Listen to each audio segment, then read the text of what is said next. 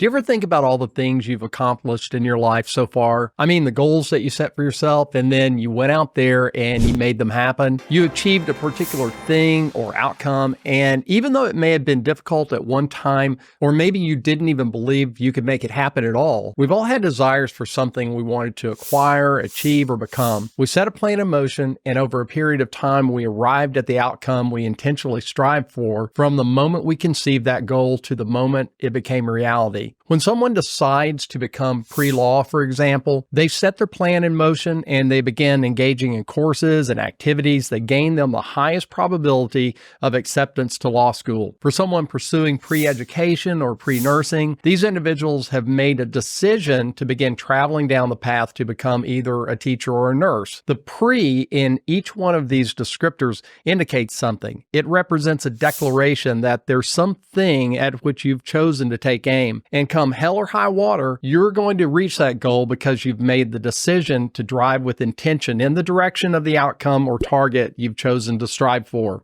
On the contrary, you don't have to accept a label that you didn't choose. If your doctor has labeled you pre-diabetic, you have a choice to turn the car around and drive in the opposite direction with the pedal to the floorboard. You don't have to be pre anything that you don't want to be. You're in charge of the labels you choose to accept and allow into your life, and you have the freedom to accept or toss aside any projection that someone other than yourself may have thrown in your path. So if your blood glucose or your A1C has been found to be elevated and your doctor wants to hand you the prediabetes label, you don't have to passively accept it. You shouldn't ignore it, but rather than blindly resigning yourself to a seat on a one-way train to Diabetesville because your doctor declared that's where you're heading, you don't have to hop aboard that train. In fact, there are multiple things that you can do to lower your blood glucose and your A1C, and you should strive to do those things. Type 2 diabetes is a well-known risk factor for the development of heart disease and other chronic illnesses, many of which are related to your circulatory system.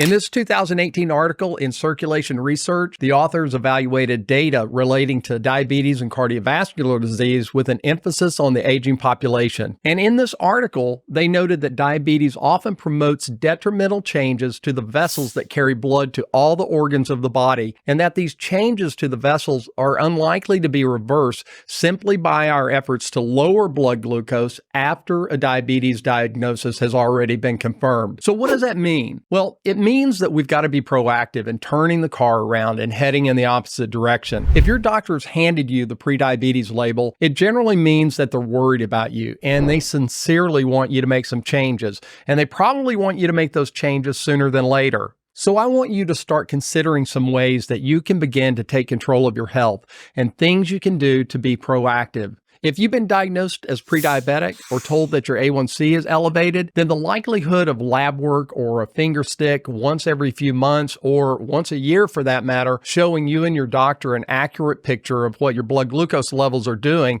is pretty inadequate in my opinion. We're living in the fastest period of technological growth in the history of the world, and more tools are coming to market than ever before, designed to allow us to monitor various parameters of our health than ever before. I have no affiliation with this company, but consider Cardia Mobile. This is a smart device developed by cardiologists that can record a medical-grade EKG right on your smartphone, allowing for the detection of arrhythmias from your home. I've consulted with cardiologists about patients that I've had in the ER at times, and they've recommended that when sending these patients home, I should encourage them to buy the Cardia Mobile device so that the cardiologist can evaluate this data when the patient ultimately comes to follow up with them in their office. Likewise, this will be my fourth application of a continuous glucose monitor, giving me 40 days of information about my day-to-day glucose levels. And I have to tell you, it's been extremely eye-opening to say the least. I've always strived to keep myself fit and maintained a regular schedule of exercise and weight training throughout the majority of my adult life, and most of the individual blood draws that I've taken at the time of a routine checkup have shown my blood glucose falling within the normal range. But a little over a year ago,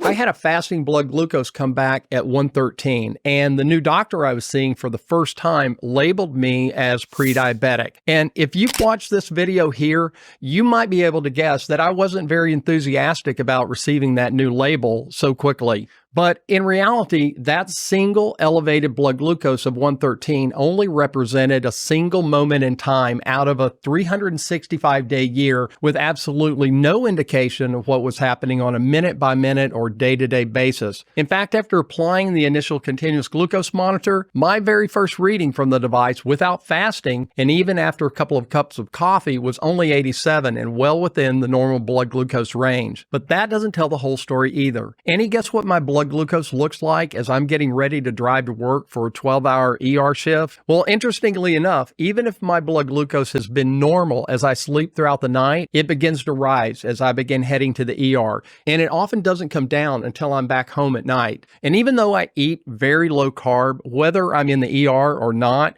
stress promotes the release of stored glucose back into the bloodstream. This is something I know and I understand, but without a continuous glucose monitor, this is something I'd never be able to fully visualize. Now, I know I'm not the only person to work in a stressful environment, and I'm guessing you might have a stressful job or work around people, a boss, a teacher, a professor, or upper management where the pressure and the stress is higher than you even realize. So what's your blood glucose look like throughout any given day? The reality is the vast majority of people alive today have literally no idea what their blood sugar is doing at any point throughout the day or night. And if we don't know what our blood glucose is doing over the course of a work day or school day, it makes sense that most of us have no idea what the various foods we consume are doing to our blood glucose either. So here's my message from today's video. Get intentional about your health. Decide to become pre-healthy and begin traveling with urgency and intention in the direction of the best health that you can achieve. If you're out of shape and you don't exercise, talk to your doctor about starting a walking program.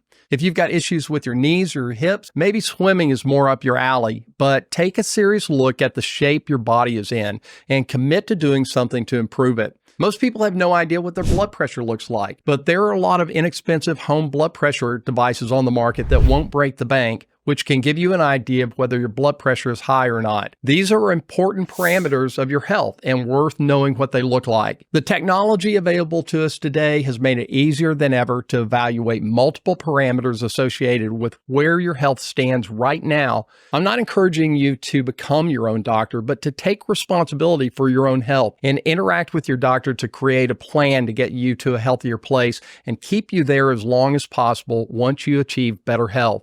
If your doctor labels you pre-diabetic or tells you based on a single blood draw that your A1C is elevated, ask that they write you a prescription for a continuous glucose monitor. In some cases, with a prescription, some insurance companies will cover the cost of a continuous glucose monitor. And I can tell you already from personal experience, these continuous glucose monitors are helping me make better food choices and giving me clarity about how different foods are impacting my blood glucose.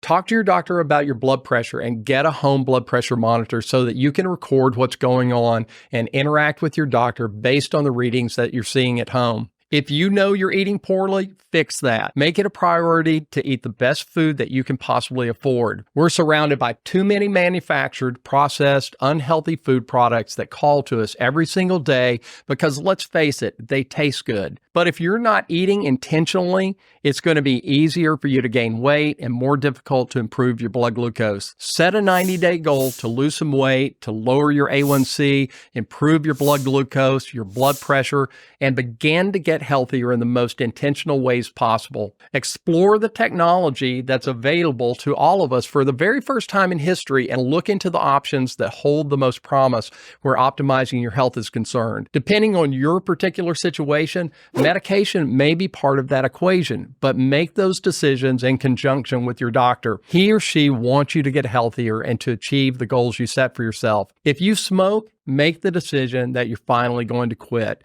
Make your declaration, be intentional, and then set about turning the car around and driving in the direction of that outcome. I promise you won't be sorry that you did. Thanks for watching. Please share this video with someone you feel might benefit from watching it. Subscribe to the channel if you haven't already, and I will see you in the next video.